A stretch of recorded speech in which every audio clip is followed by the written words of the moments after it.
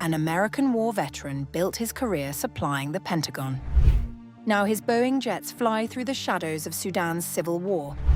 His aircrafts move in and out of airstrips controlled by a force accused of genocide.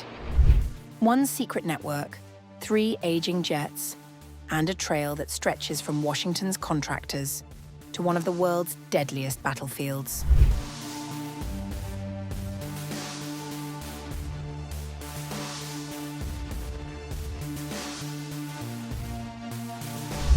An aging Boeing jet sat inside the most heavily guarded corner of N'Djamena's airport, parked among Chad's fighter jets, drones, and the presidential aircraft. From there, it flew repeatedly into the heart of Sudan's civil war, landing at airstrips controlled by a paramilitary force accused of genocide.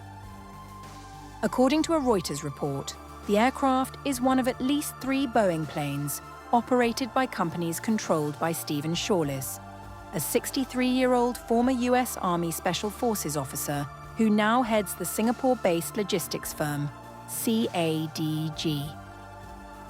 Over 2 decades, Shaulis's companies have collected more than $419 million from American taxpayers, building infrastructure for US troops in Afghanistan, cooling systems for forces in Iraq, and an airfield for the Pentagon in Kenya.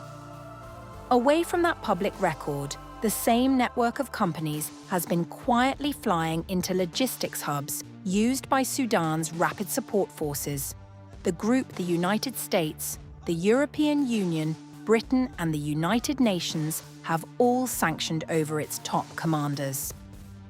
The story begins with a Boeing 737 destroyed on the tarmac at Nyala Airport in Darfur.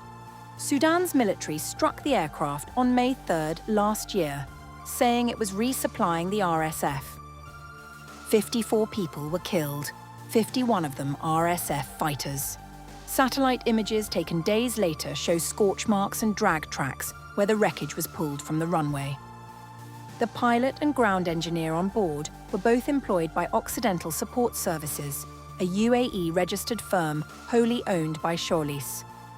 Records reviewed for the investigation show the South Sudanese first officer had signed his contract just 3 weeks earlier, on April 13th, for a daily rate of around $200 with bonuses for what the paperwork called challenging conditions and timely landings. The strike reshaped the war overnight. The following day, the RSF launched retaliatory drone attacks on Port Sudan, the seat of the army-led government, which then severed diplomatic relations with the United Arab Emirates, blaming Abu Dhabi for the strikes. Chad, whose military controls access to the airport section where the planes were based, insists it has no part in any of this.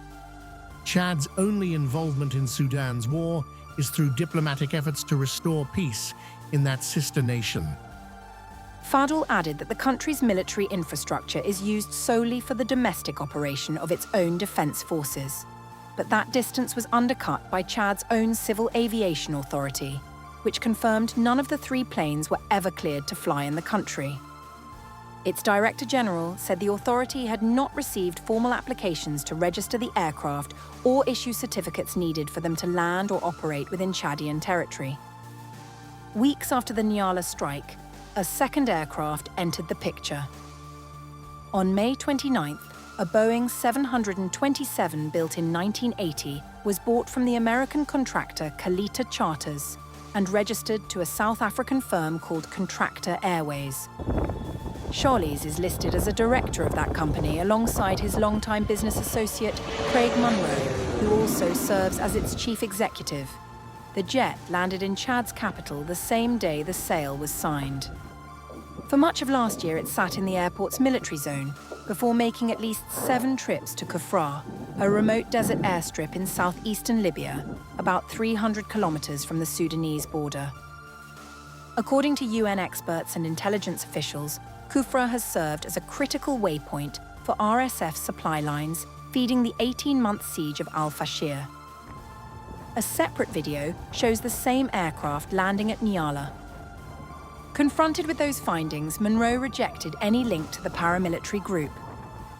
There is not, and has never been, any connection between Contractor Airways and the RSF. To the best of our knowledge, false. A third plane, a 1970s-era 727, made a longer journey. Sold out of Brazil for roughly $1 million in October 2024, it was repainted white weeks before departure and flown north through Natal to Chad. There it underwent significant repair work, its right engine swapped out twice, first that winter and again the following May. Satellite tracking shows it made at least 3 runs to Kufra on March 25th and September 18th last year, and again on January 4th this year, months after Al-Fashir had already fallen to the RSF. Munro said the financing behind the fleet ran through Shaulis' other company and maintained the aircraft had done little since arriving in Chad beyond one specific task. Flights to and from N'Djamena carrying medical equipment for a client in the ordinary course of our business. Despite Munro denying the findings of the report, satellite images show between July 9th and July 12th this year, all 3 aircraft were quietly moved from their long-standing spot in N'Djamena's military zone to another part of the airport, their next destination, like much else about their operation, unknown.